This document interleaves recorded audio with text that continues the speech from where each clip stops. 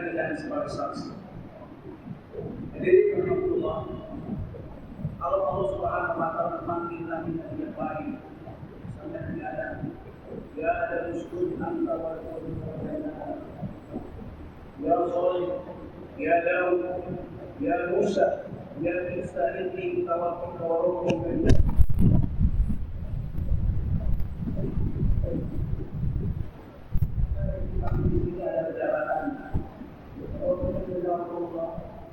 satu-satunya nabi di antara 124.000 orang dan 312 rasul termasuk di perbuatan hubungan ini yang adalah Muhammad yang dikatakan dengan Allah.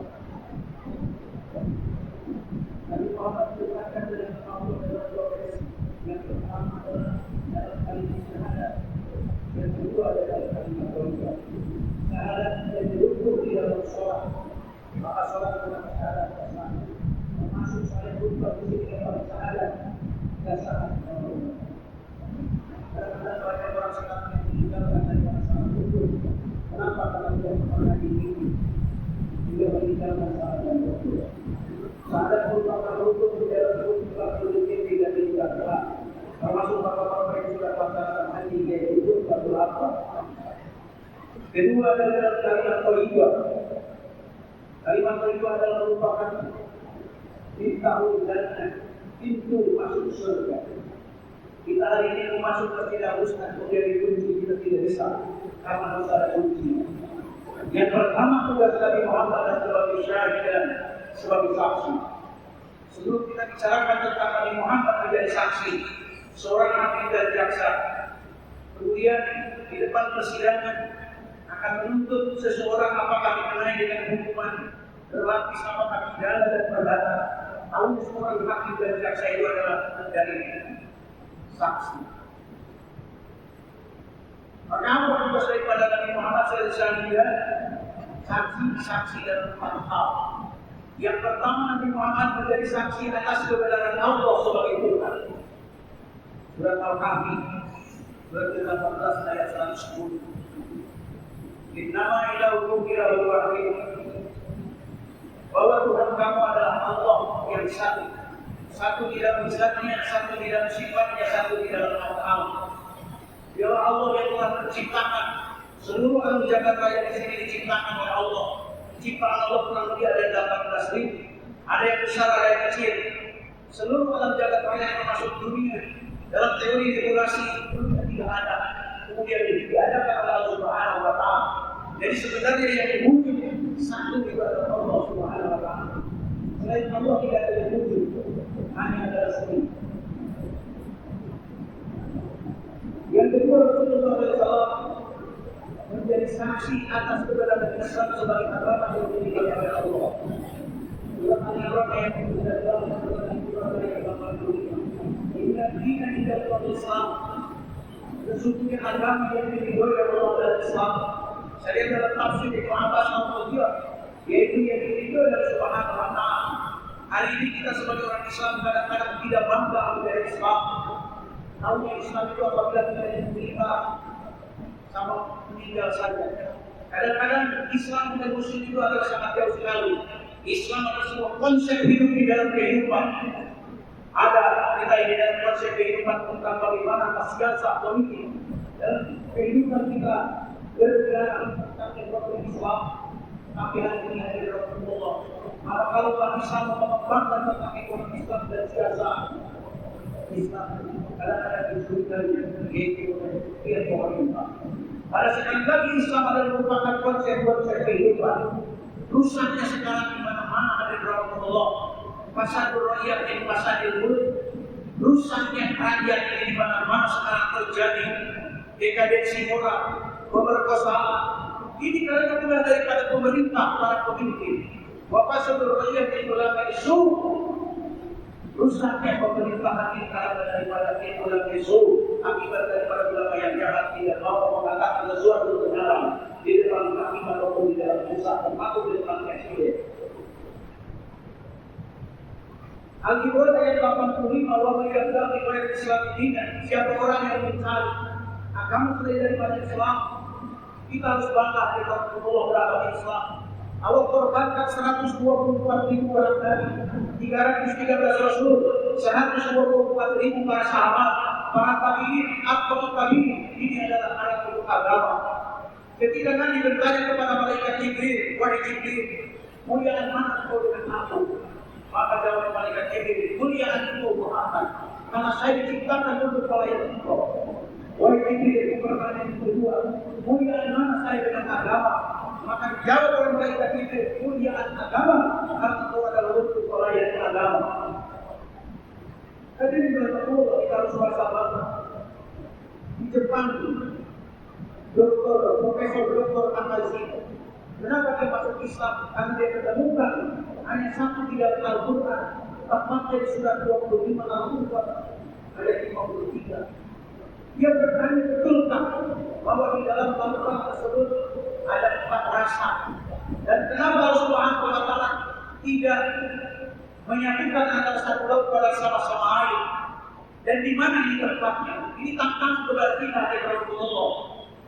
وهو الذي مرج البحرين هذا الفرات وعاد بالفرجات وجعل بينهما برزخا حجرا محجورا. Dialah Allah yang mengadakan pembatas antara dua lautan. Ada yang tawar, ada yang segar, ada yang asin, dan ada yang pahit. Di mana ini letaknya di Rasulullah? Ternyata ada yang di Spanyol, tepatnya di Gibraltar. Kemudian kenapa yang dilakukan itu tidak di satu? Mungkin bapak-bapak dulu kita pernah belajar di fisika. Karena dalam jenisnya adalah berbeda.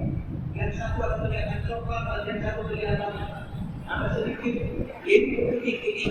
Ternyata di antara dua titik tersebut betul Allah ada yang rasanya. Ini jadi berbicara di Jepang.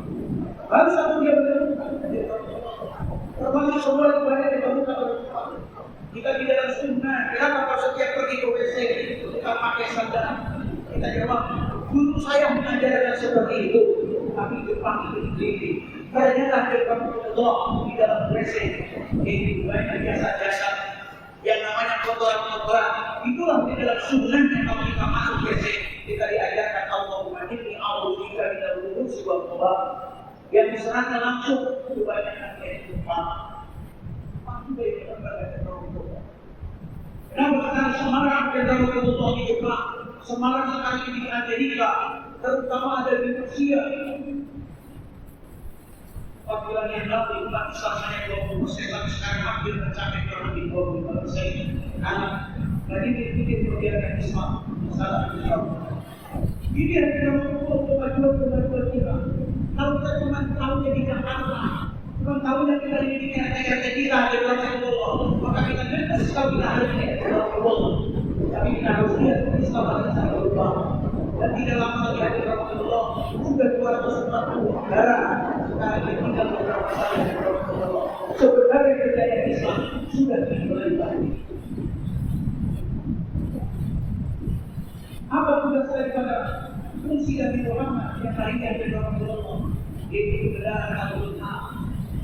Kita diciptakan oleh Allah Subhanahu wa Ta'ala. Di surat 23 ayat 12 sampai 14. Ya Allah yang menciptakan manusia. Yaitu dari sulap, dari sari kaki, yang kita makan adalah nasi itu berdasarkan dari tadi. Kemudian yang jelas di dalamnya ada nasi. Yang kita makan jus asalnya dari buah-buahan itu kita makan dari maka kalau bisa aneh dari Rasulullah. Kalau kita dilihat di tengah-tengah masyarakat, ada orang yang suka untuk belajar kepada Islam. Kemungkinan yang akan sombong di ada juga orang yang kemudian lelek terus kalau pergi ke masjid kadang-kadang menjadi masuk terus. Kemudian ada orang yang suka masuk itu dikatakan oleh Allah Subhanahu wa Ta'ala itu dari dia. Ada juga orang yang suka mengakui Islam. Kalau ada yang pertama, jangan disimpan di dalam hati. Kalau ada kata-kata Ustaz tadi yang salah, tolong jangan disampaikan dilaporkan ke polisi. Orang yang kita melapor ke polisi, kemungkinan diciptakan oleh Allah yang dari dalam hubungan. Jadi diperlukan tugas Nabi yang terakhir yang pertama, Nabi Muhammad menjadi saksi atas eksistensi dirinya, yaitu menjadi Nabi dan Rasul yang terakhir. Surat 33 ayat 40. Maka Muhammad kabar ahadin min rijalikum walakin Rasulullah sallallahu alaihi wasallam maka Allah itu syai'un alim. Muhammad kata bapak seorang laki-laki di antara kamu dalam hadisnya ini saya yaitu ditulis oleh Nabi Muhammad dan Zaid bin Nabi Muhammad tetapi ada anak-anak.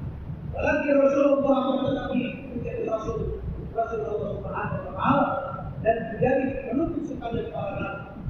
Jika Nabi Muhammad sendiri yang ini banyak orang-orang yang sudah mengaku menjadi nabi di antaranya, yaitu Ibnu Ahmad pada tahun 1825. Kemudian saya Abdul Qalam dia adalah yang suka berubah Al-Quran.